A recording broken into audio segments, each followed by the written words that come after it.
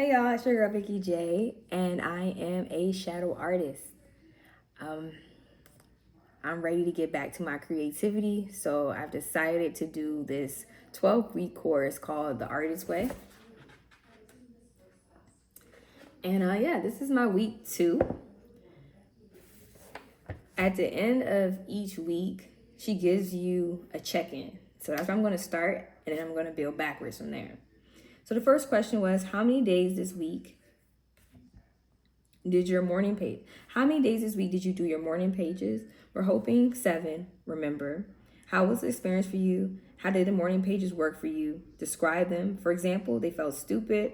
I write all these itty bitty disconnected things that didn't seem to have anything to do with another. Remember, if you are writing morning pages, they are working for you.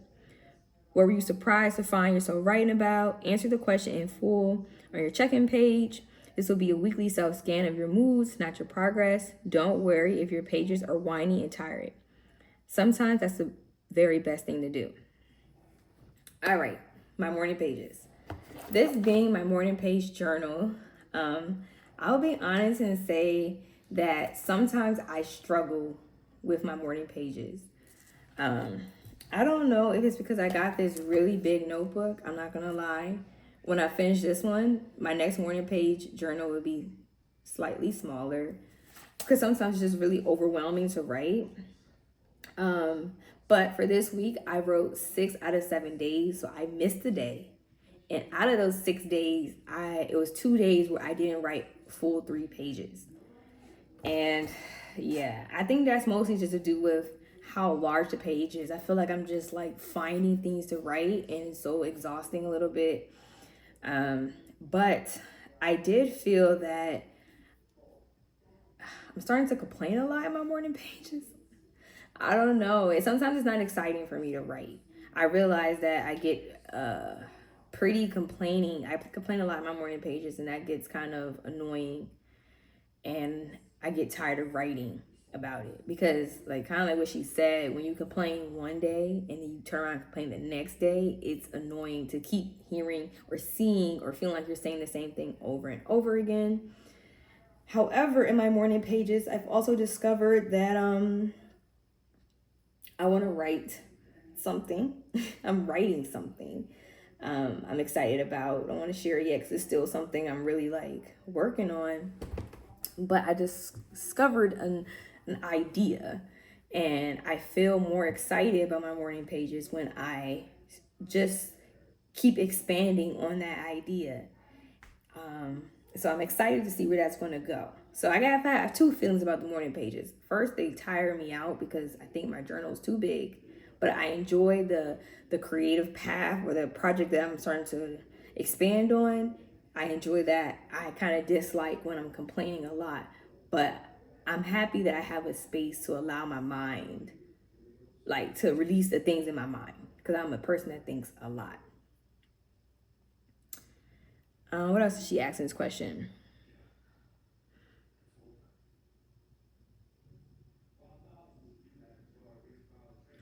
I also feel that I gotta get better at doing my morning pages in the actual morning.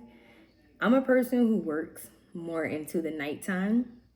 So I stay up pretty late. And so my daytime start pretty late. Like, well, some people start their mornings early. That's when I'm turning in for the night. So I feel like when I do wake up and start my day, I'm not really in the morning anymore. And I'm not sure if that's creating a hurdle for me or not, but it's technically called the morning pages. So I do want to get better in future weeks of just establishing a time frame, regardless of when I go to sleep or whatever my schedule is, that I always do the morning pages, because sometimes my morning pages are night pages. So I want to work on that. Question 2, did you do your artist date this week? Yes, I did. What did you do? So I took a trip down to my local circuit court. I've never been there before.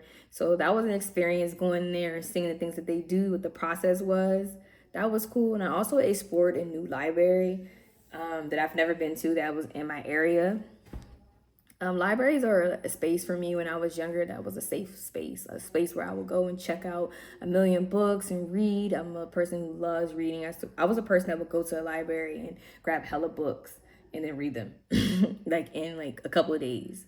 So I've been wanting to get back in touch with going to the library. So I found a new library. It was kind of like old school, so it felt like a time capsule, but it was cool. It took me back to like a younger a version of myself. It felt very nostalgic.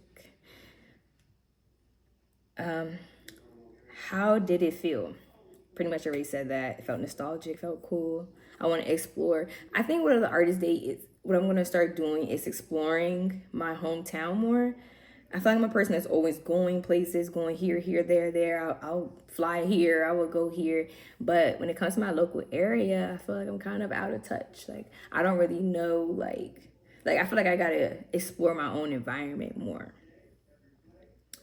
Question 3 was, were there any issues this week that you consider significant for your recovery? Describe them. All right, this is a big one for me because my week 2 should really be like my week 3 or 4. And it's like an interesting relationship that I have with this book where it's like, it attacks me in a way that it makes me sometimes not want to actually pick it up and complete it. And I feel around like week 2 to 3, between week 2, 3, and 4 is where I usually fall off of this book, and I've had it for a long time. So I feel like I came across that issue again because this week's supposed to be like my week 4, and I kind of put the book down, but then I picked it back up and I started again here at week 2. So I feel like just pushing myself to stick with it, even when it don't feel like it, because I know at the end of this, it's going to be,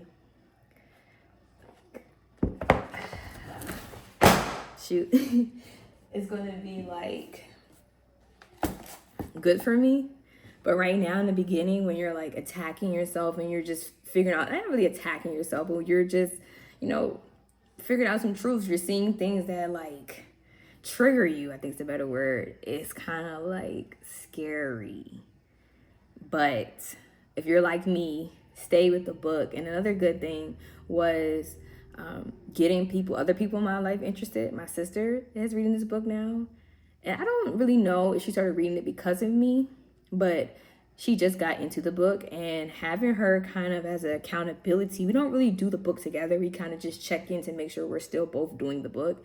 And I feel like that's been good to have someone like reading the same thing. We kind of relate and we're kind of in the same place has been really good and really inspiring. I just want to finish this book.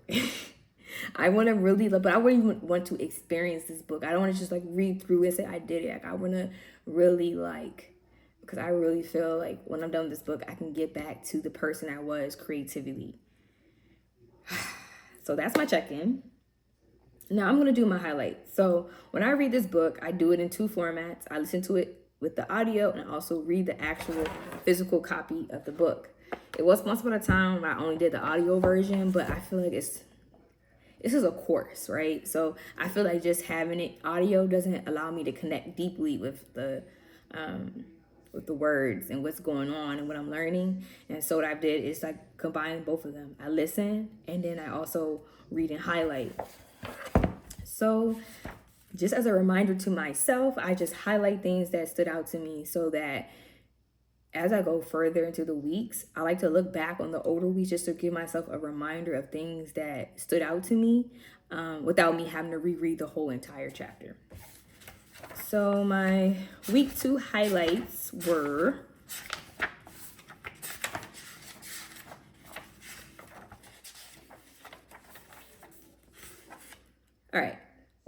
So this chapter this week was all about recovering a sense of self-identity. And this week addresses self-definition as a major component of creative recovery. You may find yourself drawing new boundaries and staking out new territories as your personal needs, desires, and interests announce themselves. The essays and tools are aimed at moving you into your personal identity, a self-defined you. So the first section was called Going Sane. And what I highlighted was trusting our creativity is a new behavior. For many of us, going sane feels just like going crazy. And I keep saying, like, sometimes I feel like I'm going crazy. As I figure myself out more, I feel like I'm going crazy. So that resonated with me. Recovering artists must avoid taking the first think. For us, that's really self-doubt. I don't think this is any good. Affirmations are a powerful antidote for self-hate, which commonly appears under the mask of self-doubt. Self-doubt, self-sabotage. Remember, the morning pages are private and are not intended for the scrutiny of well-meaning friends. And so for me, that just meant like remembering not to think the negative. I start a lot of creative projects and sometimes I cringe. Like for me, it's like content and social media. I'm a person who like, I'm not really trying to technically be a content creator. I'm more so an artist, and the social media platforms are just like my avenues to release my art. And in this day and age, things are going viral, getting a lot of likes, a lot of attention. You often just look at it and be like, man, my stuff is no good because it didn't do this and this. And I had to tell myself like that's not true and to keep going. And then also I had to highlight remembering to keep my morning pages to myself, because sometimes I have breakthroughs in this journal, and I have people in my life who like I feel comfortable enough to share that with them. But at the same time, it's a personal journey.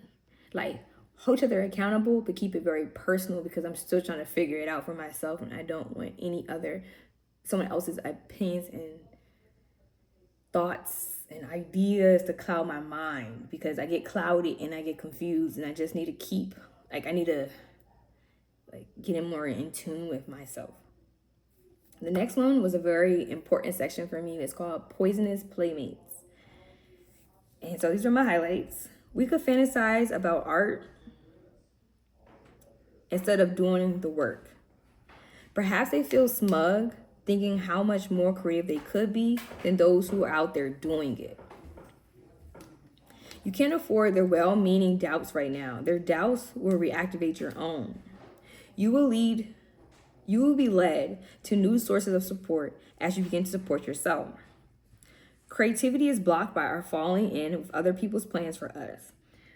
We want to set aside time for our creative work, but we feel we should do something else instead. As blocked creatives, we focus not on our responsibilities to ourselves, but on our responsibilities to others. We tend to think such behavior makes us good people. It doesn't. It makes us frustrated people. And I resonated with that the hardest, because I am a recovering people pleaser. And I feel like I spent a lot of my time doing things for others, showing up for others, help people with their ideas, and I don't give enough time to myself. And so I had to really just make sure like I prioritize my needs, especially creativity. Because when I don't, I'm very irritated about it.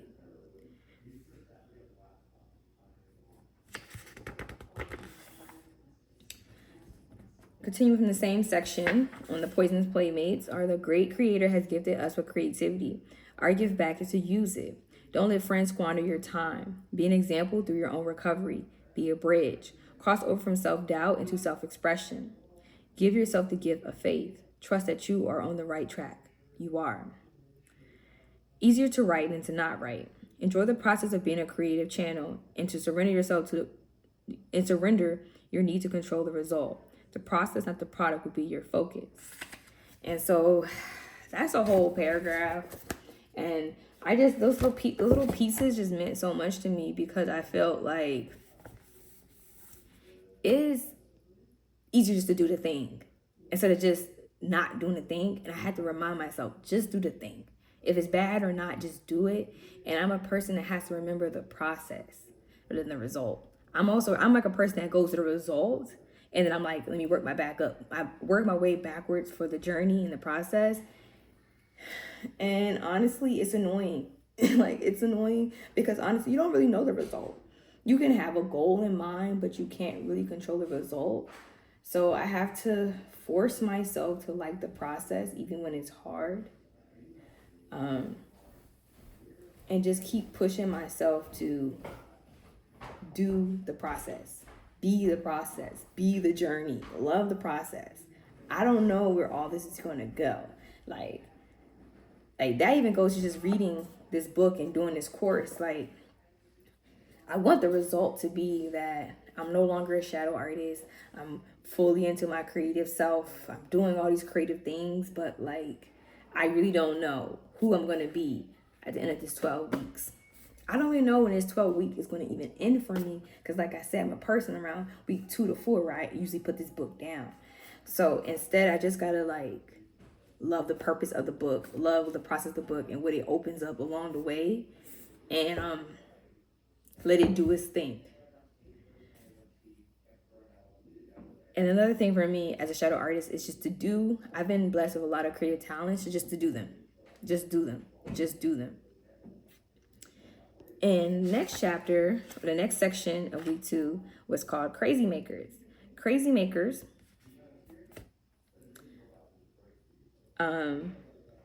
are charismatic but out of control, long on problems and short in solutions. To fixer-uppers, they're irresistible, so much to change, so many distractions. Crazy makers like drama. And I feel like I said, I'm a recovering people pleaser. I spent a lot of time, a lot of years with friends that I'd consider crazy makers, like that I was just spending a lot of time trying to fix them and their problems, and they distracted me for what I really needed to do for myself. This crew was willing to work long hours for good work. What discouraged them was working those hours in the service of ego instead of art. Always choosing critical moments for her sabotage, she plans her bombs to explode just as her children approach success. Whether they appear as your overbearing mother, your manic boss, your needy friend, or your stubborn spouse, the crazy makers in your life share certain destructive patterns that make them poisonous for any sustained creative work. Crazy makers break deals and destroy schedules. They discount your reality. Crazy makers are the people who call you at midnight or 6 a.m. saying, I know you asked me to call you at this time, but crazy makers spend your time and your money. Crazy makers triangulate those they deal with. That's very important to me to identify like what makes a person a crazy maker, and realizing that I do spend a lot of time involving myself with people like this. And that could be contributing to why I'm not even able to fully reach my creative fulfillment. And a quote I highlighted was, what I'm actually saying is that we need to be willing to let our intuition guide us and then be willing to follow the guidance directly and fearlessly. I need to like trust myself more. I truly recommend highlighting as you go because this helps me really remember everything. Crazy makers are expert blamers. They create drama, but seldom where they belong. Crazy makers are often block creators themselves, afraid to effectively tap their own creativity. They loathe to allow the same creativity in others. Crazy makers hate schedules except their own. Crazy makers hate order. Chaos serves them purpose. Crazy makers deny that they are crazy makers. If crazy makers are that destructive, what are we doing involved with them? To answer, to be brief but brutal, is that we are that crazy ourselves and we are that self-destructive. As frightening and abusive life of a crazy maker is, we find it far less threatening than the challenge of creating life of our own. And so that's why I'll go back to the point of like having people and friends that really distract you. It's like solving their problems and being involved with whatever they have going on felt easier than just working on my creative projects and keeping promises to myself. So it goes on to say, and I highlighted, your crazy maker is a block you choose yourself to deter you from your own trajectory. As much as you're being exploited by your crazy maker, you too are using that person to block your creative flow. And that's really big on me because I really have to identify those people, even people I love, like that are just like, you're blocking my flow. And I have to realize that, and I have to set boundaries with those people. Like I can't be on the phone all day because I really need to like focus on myself and get things done and hold that boundary true to myself and not letting anyone become a crazy maker in my life. The next section was skepticism. Inner enemy we harbor ourselves.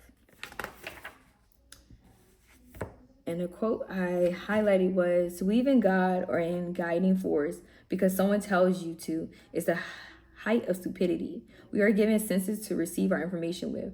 With our own eyes, we see. With our skin, we feel. With our intelligence, it is intended that we understand. But each person must puzzle it out for himself or herself. Also highlighted our own deeply held skepticism, the secret doubt. We stuff our feelings of doubt. We need to stop doing that and explore them instead.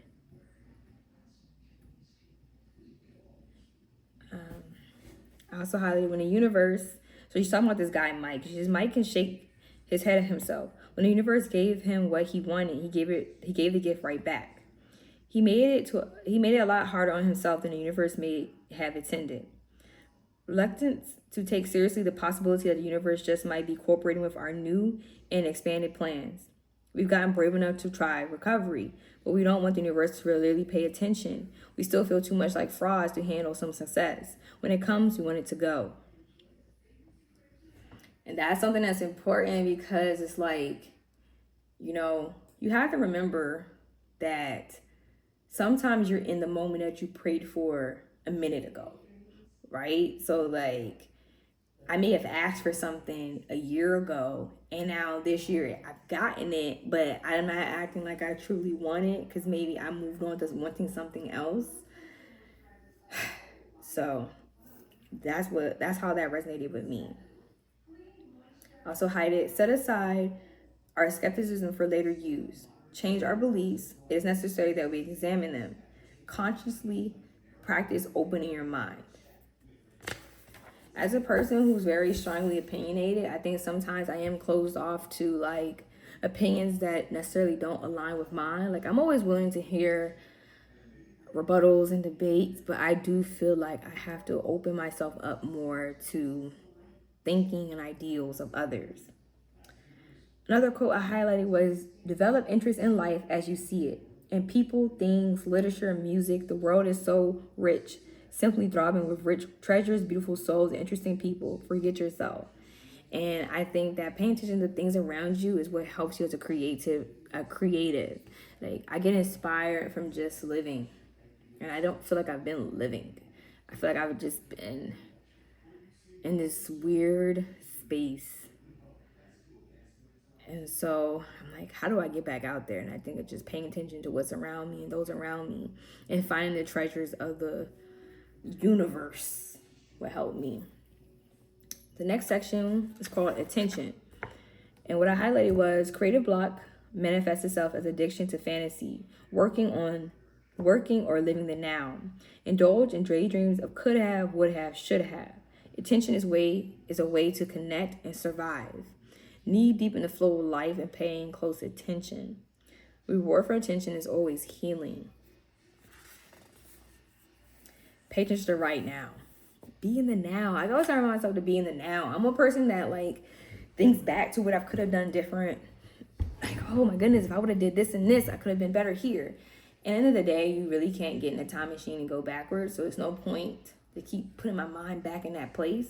And I also don't have a time machine to go forward. So I don't know what's to come. So I gotta like really remind myself. I really should put like a physical reminder to just be here in the now. Like, what's happening right now? Using things of the past to help me make better decisions of today. And then setting goals so I can have idea what I'm working to, but making most of my attention of just paying attention to what's going on right now, being in the moment, and that's I think that helps me regulate my anxiety. I'm a person that has anxiety, and I think that comes from just like teeter-tottering too much between what could happen, what didn't happen. Like, just be here right now, be here. But just at the moment, just now, that's all right. I am breathing in and out, realizing this. I began to notice that each moment was not without its beauty. And the next part was called Rules of the Road. Rules of the Road. And in order to be an artist, I must show up to the page, use the page to rest, to dream, to try. Fill the well by caring for my artists. Set small and gentle goals and meet them. Pray for guidance, courage, and humility. Remember that it's far harder and more painful to be a block artist than it is to do the work. Be alert, always for the presence of the great creator leading and helping my artists. Choose companions to encourage me to do the work, not just talk about doing the work or why I'm not doing the work. Remember that the great creator loves creativity. Remember that this is my job to do the work, not judge the work. And I place this sign in my workplace. Great creator, I will take care of the quantity. You take care of the quality.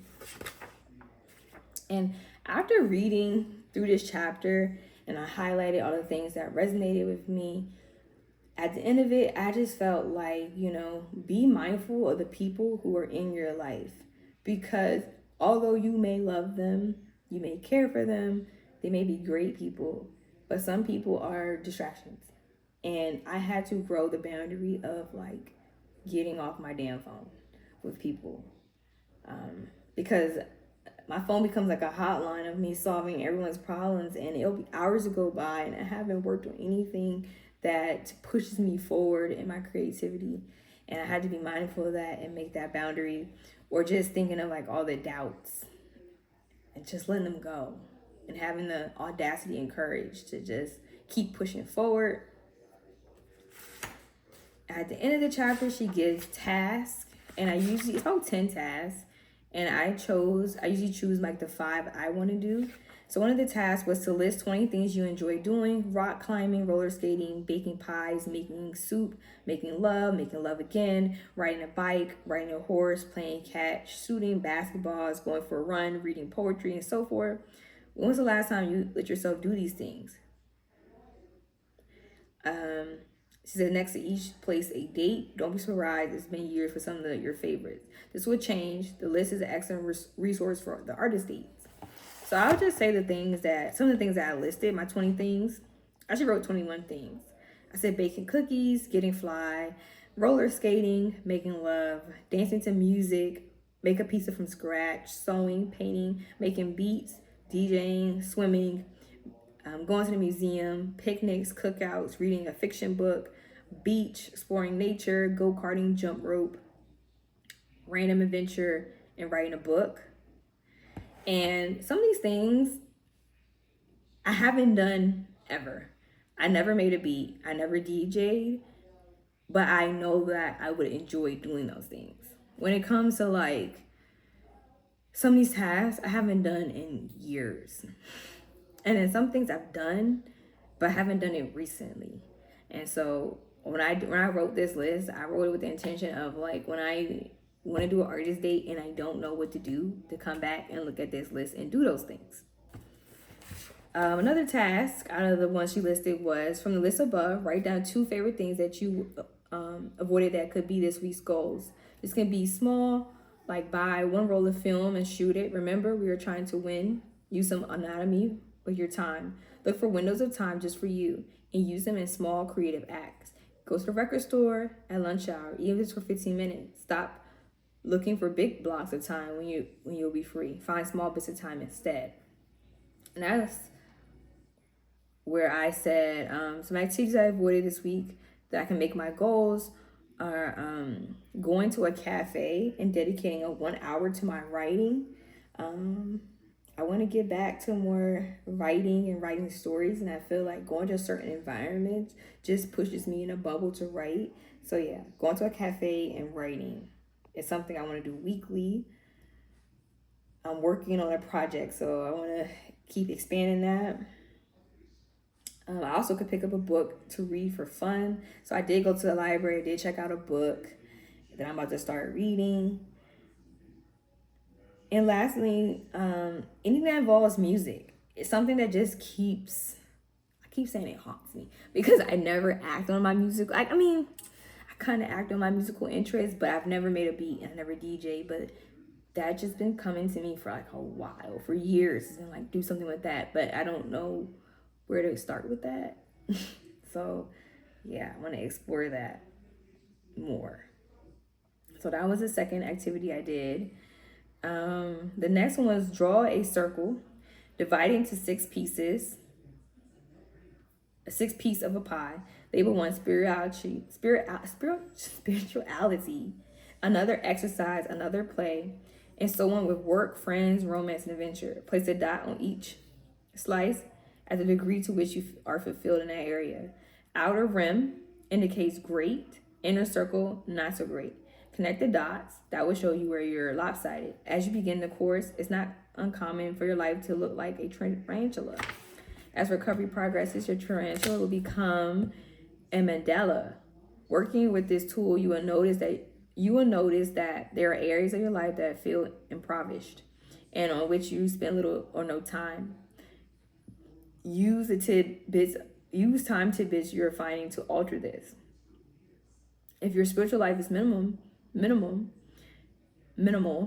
even a 5-minute pit stop in a synagogue or cathedral can restore a sense of wonder. Many of us find that 5 minutes of drum music can put you in touch with our spiritual core. For others, a trip to a greenhouse. The point is, even the slightest attention to our impoverished areas can nurture them. So I do my check-ins in my journal too, and this is just my other way of keeping track of my progress as I go further. Because I want to be able to look back beyond my notes and know like what my journey was throughout this 12 weeks. So that's why I keep looking back down. But I did that task, and I realized that I felt good in my play, in my spirituality, but I felt very unfulfilled in like exercise, because I don't exercise. I do take daily mile walks with my dog, but I could hit the gym. I could focus more on like my body, friends. I feel like I don't spend enough time with like my friends and my family and the people I love. Work. I'm not fulfilling my work right now. I'm still trying to figure out how to become fulfilled in that. And where I kind of was on the line between I'm good and I'm not good was like romance and adventure. I do feel like I have romance. I have a boyfriend. I do have adventure, but I do want to connect deeper to it. I feel like me and my boyfriend, we actually like run a business together. So sometimes it gets very business in our relationship. So I do want to be more intentional with like our romance, and I want to be more intentional with my adventure. I'm very adventurous, and I just hate when I'm in the house day after day and I'm not doing nothing. So it was good seeing this diagram showing me how I'm all over the place and areas I could focus in. Okay, so that's about what? That was like, how many tasks was that? I did that one, that one, that one. That was 3. So another one she has was dip back into week 1 and read the affirmations. Note which ones cause the most reaction. Often the ones that sound the most ridiculous is the most significant. Write 3 chosen affirmations 5 times each day in your morning pages. Be sure to include affirmation you made yourself from Blurt. So after my affirmations were that I decided to repeat were, as I create and listen, I will be led. I am willing to use my creative talents. My creativity heals myself and others. I am a prolific creator. I conquer anything I put my hands on. Okay, and then the last challenge I did was called 10 Teeny Changes. List 10 changes you would like to make for yourself from the significant to the small, or vice versa. Get new sheets so I have another set to go to China. Paint my kitchen. Dump my bitchy friend Alice. Do it this way. I would like to blank. As the morning pages nudge us increasingly into the present, where we pay attention to our current lives, a small shift like a newly painted bathroom can yield a luxuriously, I don't know, luxury, yield a luxury large self-care. A luxuriously large sense of self-care. That's a big word for Elmo. I don't know.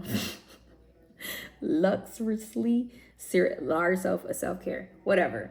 The 10 changes I was like, I want to organize my space. I want to clean and paint my bathroom. I would like to go to bed by 12 a.m. I would like to wake up no later than 7:30 and start my day. I would like to organize my clothes. I would like to clean out my cars. I would like to finish my taxes. I would like to set routines. I would like to visit my niece and nephew. I would like to doom scroll less. And those are the tasks I did this week. So, week 2. Week 2 felt like reassuring. Overall, week 2 felt reassuring. It felt like knowing your boundaries, figuring things that you doubt or you question, and exploring that and figuring out why, and then moving forward. I feel like I stayed on week 2 for a long time, but I feel like it's good. I enjoy discovering this creative project during my morning pages. And I feel like going forward in my other morning pages, I'm just going to only dedicate no more than like a half a page or a page to like all my running thoughts and my complaints, and then use the rest of it just to keep expanding on this creative idea, because I feel so much joy when I do, and I get a lot of momentum. And so that feels good. And it also is teaching me consistency. Like I said, this course is sometimes hard to stay with, and I really want to finish it and go through it and see what happens. So I'm excited for week 3. And the purpose of this video is not for others. It's just simply for me. It doesn't have to be perfect. It doesn't have to be interesting. It's just for me to keep track of what I was thinking as I go through this book, because I'm not gonna forget. But once you get from week 1 to week 7, like, what was happening in week 1, I just want to be able to track my progress outside of this notebook, because as I fill this notebook up, it's hard for me to go back and think of like, okay, this was week 1, this was week 2. Like, no, this book just becomes damn near a diary at a point.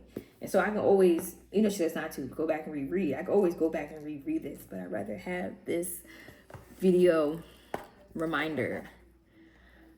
And I'm happy I did this, and I'm gonna keep going. I'm excited for week 3. And that's it from the Artist Way. See y'all next week. No, it's no y'all, because nobody's watching this. So I'll be back week 3. Peace.